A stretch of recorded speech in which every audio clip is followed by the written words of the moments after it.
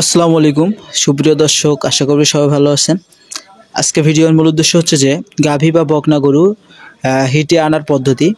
আসলে আমরা গরু লালন পালন করি, ঠিকঠাক মতো দানাদার খাদ্য দিই, সবই ঠিক আছে, কিন্তু গরু যখন হিটে আসে না, গরু যখন কনসেপ্ট করে না, বা একটা দামুর যখন বয়স হয়ে যায়, সঠিক সময় হিটে আসে না, তখন আমরা বিভিন্ন রকম একটা পেরেশানির মধ্যে ভুগি, চিন্তার মধ্যে ভুগি যে আসলে গরু তো লালন পালন করেই আমরা শুধু সেখান থেকে একটা বেনিফিটের আশায়, যদি সে ঠিকমতো গাভ না হয়, ঠিকমতো যদি হিটে না আসে, তাহলে আমরা বিভিন্ন রকম ক্ষতিগ্রস্ত হই, অর্থনৈতিকভাবে আমরা ক্ষতিগ্রস্ত হই। আসলে গরু পালন লাভজনক ব্যবসা, কিন্তু সেটা পরিকল্পনা অনুযায়ী আমাদের পালতে হবে, স্টেপ বাই স্টেপ আমাদের আগাইতে হবে। আমরা গরু লালন পালন করি, ঠিক আছে, সবই ঠিক আছে, কিন্তু গরুকে পর্যাপ্ত পরিমাণ দানাদার খাদ্য দেই, মানলাম আমরা দেই, কিন্তু গরুকে যে ঠিকঠাক মতো মেডিসিন দিতে হবে, এটা আমরা কিন্তু সঠিক সময় দেই না। আমরা মনে করি যে ঠিকমতো কৃমিনাশক করাই না। তারপরে আমরা ঠিকমতো আপনার জিঙ্ক, আয়রন ইত্যাদি, ডিবি, এগুলো ঠিকমতো খাওয়াই না। আসলে যাই হোক, সেটা বড় কথা না। আমি আজকে আপনাদের ভুল ধারণাগুলো ভাঙানোর জন্য আজকে ভিডিওটা করতেছি। আমার সামনে যে গাভীটা দেখতেছেন, এটা আমার একটা গাভী, প্রেগনেন্ট, 9 মাস প্লাস, প্রায় ডেট ওভার হয়ে যাচ্ছে, এখনও বাচ্চা দিচ্ছে না। ওভার বলতে কি, ডাক্তারের যে ডেট লিখছে, আপনার কাঠে ডেট আছে 9 মাসের 15 তারিখে বাচ্চা, মানে সরি, নভেম্বরের 15 তারিখে বাচ্চা দিবে। আজকে চলতেছে 18 তারিখ, তার মানে প্লাস মাইনাস 10 দিন প্লাস হয়েও 3 দিন প্লাস হয়ে গেছে। আসলে ওটা বড় কথা না, এটা নিয়ে চিন্তার কোনো কারণ নেই। অনেক গরু আছে 1 মাস পর্যন্ত সময় নেয়, আর এগুলা নিয়েও কখনো আমরা চিন্তা যেন না করি। এটা নিয়ে আমি নেক্সট টাইম একটা ভিডিও দিব, যে আসলে গরু সঠিক সময় বাচ্চা না দিলে কোনো প্রবলেম আছে কি না, এটা আসলে আপনাদের দেখানোর চেষ্টা করব। আর মূলত বাছুর গরুর ট্রিটমেন্টগুলো আপনারা সঠিক সময় করে থাকবেন, কারণ বাছুর, আমরা যে গাভীগুলোকে, মানে দামুরগুলোকে আমরা বড় করি, অবশ্যই বাছুর অবস্থাতে যদি আমরা ঠিকমতো দানাদার খাদ্য না দেই, তাহলে কিন্তু একটা গ্যাপ থেকে যায়। এই গ্যাপটার কারণে কিন্তু গরু পরবর্তীতে হিটে আসতে চায় না, বিভিন্ন ধরনের একটা গ্যাপ হয়ে যায়।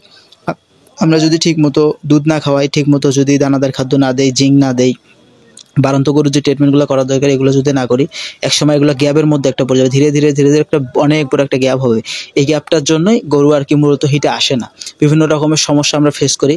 দেখা গেছে চেহারা ভালো, সবই ভালো, বয়স হয়ে গেছে আপনার 18 মাস প্লাস, 2 বছর হয়ে গেছে, বা মনে করেন যে 20 মাস 22 মাস চলতেছে, কিন্তু হিটে আসতেছে না। এটা মনে হয় একটা কমন সমস্যা। আমি বলে না, প্রতিটা খামারিরই একটা, মানে মনের মধ্যে একটা করে যে আসলে আমার একটা দামুর বড় হয়েছে, এতদিন বয়স হলো, আসলে হিটে আসতেছে না, এর জন্য কি করা যায়। আসলে হিটে আনার জন্য কিছু মেডিসিন খাওয়াতে হবে। আমার হাতে যে ওষুধটা দেখতেছেন হচ্ছে রেনাসল এডি 3, আর একটা হচ্ছে রেনাসল ই, দুটো হচ্ছে রেনাডা কোম্পানির। মূলত রেনাসল এডি 3 খাওয়ার নিয়ম হচ্ছে, আজকে অর্ধেকটা দিবেন, একবারে হাফ, মানে অর্ধেকটা দিবেন, 7 দিন পর অর্ধেকটা দিবেন, এইভাবে খাওয়াতে হবে কমসে কম 3টা। আর হচ্ছে রেনাসেল ই যেটা, ওটা আপনাদের খাওয়াতে হবে প্রতি 1 দিন পর পর 3 ml করে দিবেন। আপনার 3 ml 4 ml এরকম আর কি, গরুর বডি ওয়েট অনুযায়ী। এটা হচ্ছে আমার বকনাটা। এই বকনাটার বয়স চলতেছে আপনার 14 মাসের মতো হয়েছে, 14 মাস হয়তো বা একটু প্লাস হবে এরকম, 15 মাসে পরে নাই এখনো। যাই হোক, একে আমি আগে থেকে পদক্ষেপ নিচ্ছি, যাতে নেক্সটে আমাকে বেশি হয়রানি পেরেশানি না হওয়া লাগে। আমি এই দামুরটাকে একবারে অর্ধেকটা এডি সিরাপ দিয়ে দিব। আসলে এডি 2টা ফর্মে পাওয়া যাবে, একটা হচ্ছে আপনার এই যে লিকুইড ফর্মে আছে, আমরা যারা মুখে খাওয়াই এটা, আবার একটা আছে ইনজেক্টেবল আইটেম, আপনি চাইলে ইঞ্জেকশনের মাধ্যমে পুশ করতে পারবেন। আসলে আমরা অনেকে ইঞ্জেকশন দিতে পারি না, এই জন্য মুখে খাওয়ানোটাই বেস্ট। আসলে সেম কাজ করবে, ওটা যে কাজ করবে এটাও সেই কাজই করবে, কোনো সমস্যা নাই, একই জিনিস, একই ফর্মুলা, একই সবই। একটা ইঞ্জেকশনের মাধ্যমে মাংসতে দেওয়া হয়, আর একটা হচ্ছে আপনার এই যে মুখের মাধ্যমে খাওয়ানো হয়। এখন বড় কথা হইতেছে, এডি পাশাপাশি আমাদের আরও একটা জিনিস খাওয়াতে হবে। এডি ইসেলেনিয়ামের পাশাপাশি অ্যানক্স ডিপট, ওটা হচ্ছে আপনার অপশনিন কোম্পানির, ওটা আমি দেখাচ্ছি একটু পরে।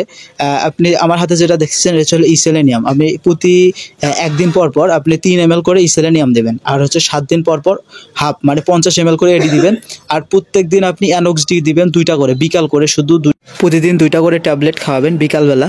আর মূলত এটা দিলে আপনার গরুর প্রজনন ক্ষমতা বৃদ্ধি পাবে, গরুর যে গ্যাপগুলো আছে সেগুলো পূরণ হবে। অনেক গরু আছে সাইলেন্ট হিট আসে, আমরা বুঝি না, আসলে সাইলেন্ট হিটে বীজ দিলে কিন্তু বীজ কনসেপ্ট করবে না।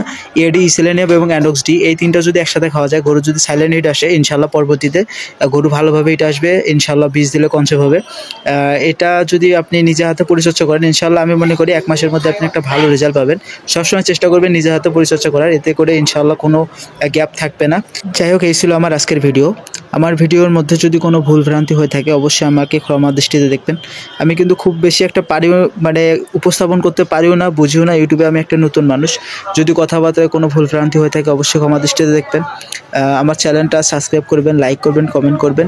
ইনশাআল্লাহ আমি চেষ্টা করব আগামীতে আপনাদের জন্য ভালো ভালো ভিডিও উপস্থাপন করার। সবাই আমার জন্য দোয়া করবেন। সবাইকে আসসালামু আলাইকুম ওয়া রাহমাতুল্লাহ।